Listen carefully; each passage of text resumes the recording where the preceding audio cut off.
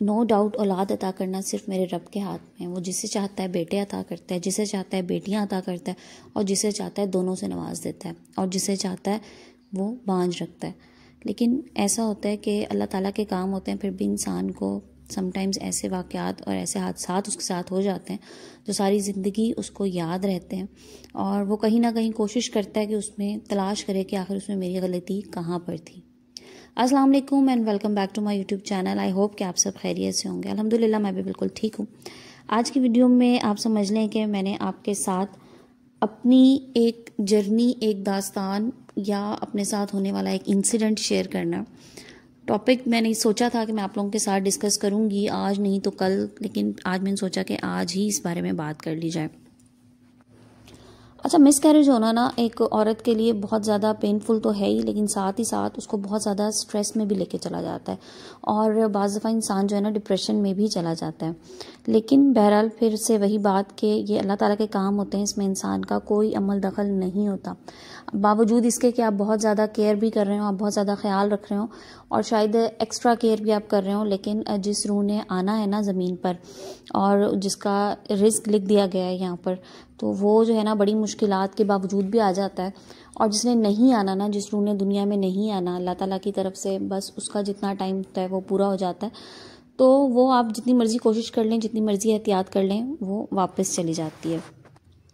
तो मेरे साथ भी ऐसे ही कुछ हुआ था, और आप यकीन करें कि मुझे ख़ुद भी शायद मैं इतने शौक़ में थी कि 2-3 दिन तो मुझे यकीन ही नहीं आया था कि ऐसा क्यों हो गया और ऐसा कैसे हो गया, और मैं उसके रीज़न्स तलाश करती रही कि आखिर ऐसा मेरे साथ क्यों हुआ।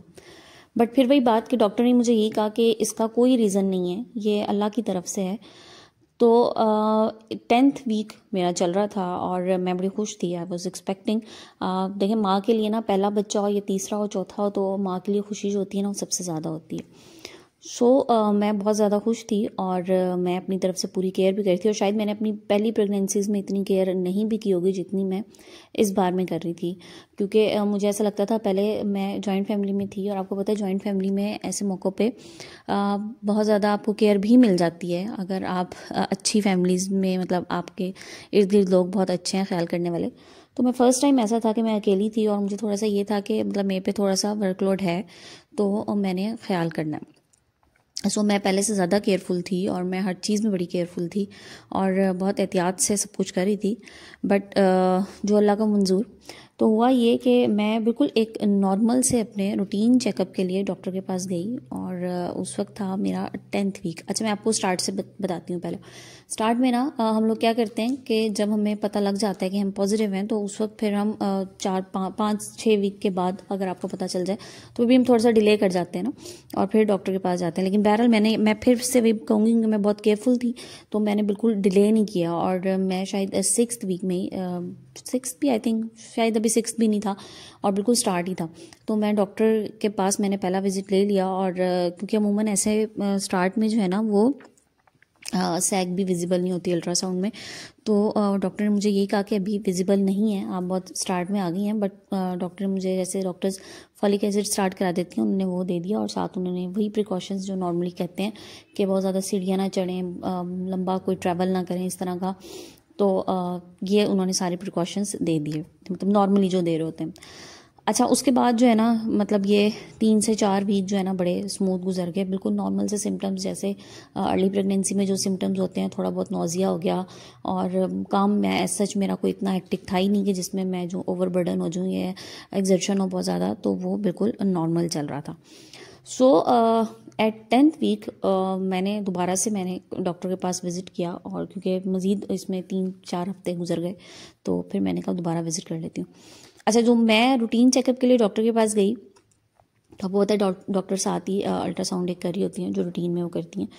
तो उन्होंने बहरहाल किया, और उनको कुछ उसमें इशू लगा, तो उन्होंने मुझसे कहा कि आपको कोई पेन या कोई ऐसा इस तरह कोई इशू तो नहीं आ रहा। तो मैंने कहा नहीं, मैं तो बिल्कुल नॉर्मल, मैं तो आपके पास रूटीन चेकअप के लिए आई हूँ। तो कहने लगी अच्छा, तो ऐसा करो, एक जो है ना डिटेल्ड अल्ट्रासाउंड करा लो जो रेडियोलॉजिस्ट करते हैं, तो फिर देखते हैं। मैंने कहा अच्छा। खैर वहाँ पर ना मुझे थोड़ा सा ऐसे क्लिक हो जाता है, क्योंकि आपको पता है फिर आपकी जो सिक्स सेंस होती है ना, वो आपको थोड़े से इशारे देना शुरू हो जाती है, कुछ गलत होने वाला है या कुछ ऐसा है जो मुझे अब वहाँ पर रेफ़र करी है। बहरहाल जी मैंने फटाफट से जो है ना वो रेडियोलॉजिस्ट का भी अल्ट्रासाउंड कराया। खैर वो उन्होंने किया, उसके बाद उन्होंने एक TVS स्कैन होता है जो ख़वातीन को आई थिंक आइडिया होगा, तो उन्होंने मुझे कहा कि एक TVS भी करा लें जो इंटरनल अल्ट्रासाउंड होता है, तो मैंने वो भी करा लिया। अच्छा अब ये सारा प्रोसेस जो है ना इसमें हार्डली 30 मिनट्स लिए होंगे मेरे, और ये 3 अल्ट्रासाउंड मेरे हो गए। खैर वो इन सब की रिपोर्ट्स लेके मैं डॉक्टर के पास वापस आई, उसी सेम हॉस्पिटल में सब कुछ चल रहा था। तो डॉक्टर ने मुझे कहा कि बेटा ये तो आपकी प्रेगनेंसी जो है ना टर्मिनेट हो गई है, बेबी की हार्ट बीट तो ये तो ख़त्म हो गई है। तो मैं मतलब अब ऐसा है कि आपको कोई सिम्टम्स भी नहीं आ रहे, तो इसको हम मिस्ड अबॉर्शन बोलते हैं, या मिस्ड आप मिसकैरेज कह लें जो भी है।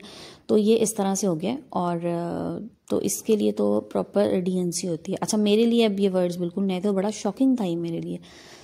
तो डॉक्टर ने मुझे कहा कि आप सुबह में आ जाएं और आप आके 5-6 घंटे हम आपको एडमिट रखेंगे, छोटा सा प्रोसीजर होता है वो आप करा लें। लेकिन फिर वही बात कि माँ बाप के लिए तो देखें औलाद जो होती है ना वो बड़ी प्यारी होती है, तो एकदम से तो खैर मैं और मेरे हस्बैंड इसको एक्सेप्ट ही नहीं कर सके, और मैंने डॉक्टर से ही कहा चले मैं फिर कल जो है ना फिर आपसे दोबारा कांटेक्ट करती हूँ।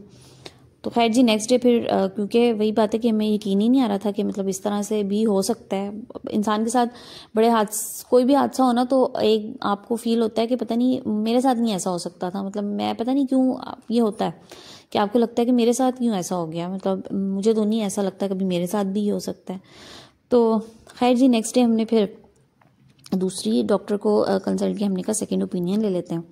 अच्छा उन्होंने भी सेम यही कहा, और फिर मतलब फिर भी एक उम्मीद होती है ना, तो मैंने उनसे यही पूछा कि आप अगर कहती मतलब हार्ट बीट अगर नहीं है तो मे बी लेट तो नहीं, ऐसा तो नहीं होता कि इसके बाद भी आ सकती। तो कहने लगी कि देखो ये हार्ट बीट आ चुकी थी अपने टाइम पे, क्योंकि बेबी की ग्रोथ ठीक थी, तो इसका मतलब है कि आने के बाद गई है, तो अब तो इसमें कोई चांसेस नहीं है ना, तो अब आप डेड टिश्यू एक आपके अंदर है, तो आप वो इन्फेक्शन को खुद दावत दे रहे हैं, को जितना टाइम पड़ा रहेगा तो अंदर आपकी इन्फेक्शन हो सकता है, तो बेहतर है आप इसको DNC करा लें, छोटा सा माइनर सा प्रोसीजर है, इतना कोई इशू नहीं होगा, तो वो आप करा लीजिए।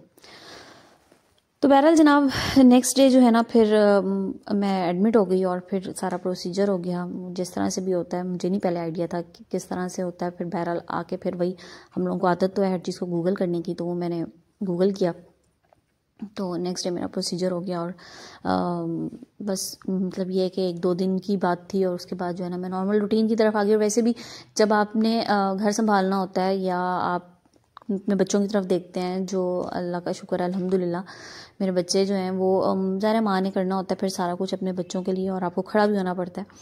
और जब आपको ये भी पता होता है कि आपके हस्बैंड के अलावा कोई सपोर्ट सिस्टम भी नहीं है आपके पास, ऐसा कि आपकी कोई होता है ना अम्मियाँ होती हैं, लोगों की बहनें होती हैं, तो लोगों को बड़ा सपोर्ट होता है, तो नहीं है अल्लाह की तरफ से, तो उसमें भी फिर जो है ना आपको खड़ा होना पड़ता है। तो बस जी नॉर्मल रूटीन की तरफ आ गई ज़िंदगी, लेकिन कहीं ना थोड़ा सा कभी कभी मैं सोचती हूँ कि मतलब ऐसा क्यों हुआ। तो शायद हम इंसान ना कहीं अपनी किसी बात में या कुछ करते हुए ना ऐसे नाशुक्री भी कर जाते हैं, और मुझे ऐसा लगता है कहीं ना कहीं मुझसे भी शायद कोई नाशुक्री होगी। हम मजाक में भी बाज़ दफ़ा बोल जाते हैं ना बड़ी चीज़ें, तो हमें आइडिया नहीं होता कि शायद ये अल्लाह को बुरी लग सकती हैं, और बस होता है आप मजाक में भी कह देते हैं कि ओहो मैं तो मुझे तो इतने काम करने थे, मेरे साथ ये हो गया, मैं क्या करूं, या कि अच्छा अब, या कोई सुन के भी कह देता है कि ओ माशाल्लाह क्या ज़रूरत थी, फैमिली तो कंप्लीट थी।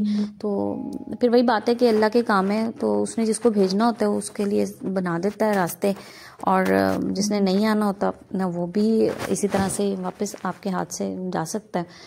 तो बस कोशिश किया करें कि अल्लाह पाक जो चीज़ दे रहा है, जिससे नवाज रहा है, खुशी खुशी उसको कबूल कर लें। और अगर कोई भी आपके साथ कोई भी ऐसा मिसहैप हो जाता है तो उसके ट्रॉमा से निकलने में थोड़ा सा टाइम तो लगता है, और मुझे इससे निकलने में थोड़ा सा टाइम लगा, क्योंकि मेरे जहन से नहीं, इवन अब भी नहीं निकलता, अब भी ये बात नहीं जाती। मैं कभी कभी बिल्कुल अकेली बैठी होती हूँ तो मैं सोच रही होती हूँ कि मेरी मिस्टेक कहाँ पे थी, तो वो गलतियाँ तलाश करती रहती हूँ बट नहीं मिलती।